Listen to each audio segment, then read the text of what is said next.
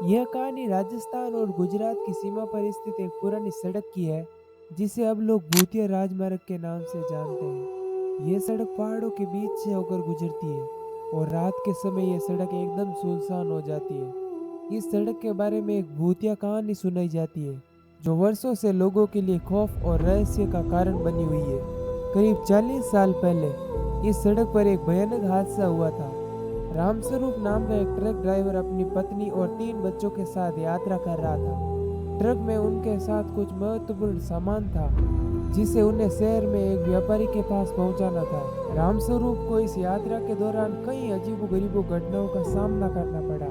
रात के समय जब ट्रक उस सड़क के सुनसान हिस्से से गुजरा, अचानक ट्रक का इंजन बंद हो गया। रामस्वरूप ने बहुत कोशिश की, लेकिन ट्रक दोबारा स्टार्ट नहीं हुआ। उस समय चारों ओर घना अंधेरा था और सिर्फ ट्रक की हेडलाइट की कमजोर रोशनी उन्हें आगे का रास्ता दिखा रही थी। रामस्वरूप की पत्नी ने कहा, उन्हें कुछ अजीब महसूस हो रहा है, जैसे कोई उन्हें देख रहा है। रामस्वरूप ने अपनी पत्नी की बातों को नजरअंदाज करते हुए ट्रक को दोबारा चालू करने की कोशिश की, लेकिन ट्रक फिर भी चालू नहीं हुआ। इस बीच बच्चों ने ट्रक के बाहर कुछ परछाइयां देखी, जो धीरे धीरे ट्रक की ओर बढ़ रही थी। बच्चों के रोंगटे खड़े हो गए। यह दृश्य रामस्वरूप ने भी देख लिया था। रामस्वरूप ने तुरंत दरवाजे बंद किए और सबको अंदर रहने के लिए कहा। अचानक ट्रक की खिड़कियों पर जोर जोर से खटखटाने की आवाजें आने लगी। ऐसा लग रहा था कि कोई बाहर से अंदर आने की कोशिश कर रहा है। रामस्वरूप ने हिम्मत करके खिड़की से बाहर देखा तो उसने देखा कुछ अजीबोगरीब आकृतियां ट्रक को घेर रही है। उन आकृतियों का चेहरा बहुत ही डरावना था और उनकी आंखें लाल थी।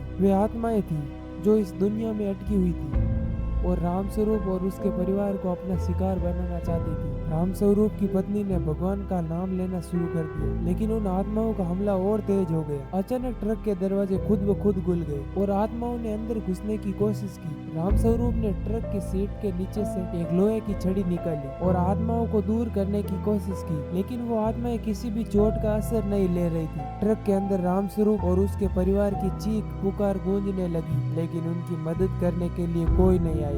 आत्माओं ने धीरे धीरे ट्रक के अंदर सबको अपनी गिरफ्त में ले लिया और एक एक करके सभी की जान ले ली। सुबह जब गांव वाले लोग वहां पहुंचे तो उन्होंने देखा ट्रक का दरवाजा खुला हुआ था और जब गांव वालों ने अंदर देखा तो उनके होश उड़ गए। अंदर रामस्वरूप और उनके परिवार की लाशें पड़ी थी।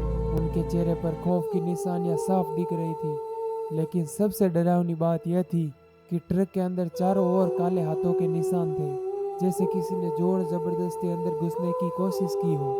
उस हादसे के बाद उस सड़क पर उस ट्रक को बार बार देखा गया। ट्रक उसी जगह खड़ा होता है जहां रामस्वरूप और उसके परिवार की मौत हुई। कई लोगों ने बताया उन्होंने ट्रक के अंदर से बच्चों की रोने की आवाजें सुनी है और कुछ ने तो रामस्वरूप को ट्रक चलाते हुए भी देखा है, लेकिन जैसे ही कोई ट्रक के करीब जाता है वो अचानक गायब हो जाता है। उस सड़क से गुजरने वाले ट्रक ड्राइवरों का कहना है कि अगर आप उस ट्रक के पास से गुजरे और उसका हॉर्न सुनाई दे तो तुरंत वहां से दूर भाग जाए, क्योंकि वो हॉर्न उस आत्माओं का बुलावा है। अगर आप रुक गए तो वो आत्माएं आपको भी अपनी गिरफ्त में ले लेंगी और आप भी उसी तरह गायब हो जाएंगे जैसे रामस्वरूप का परिवार।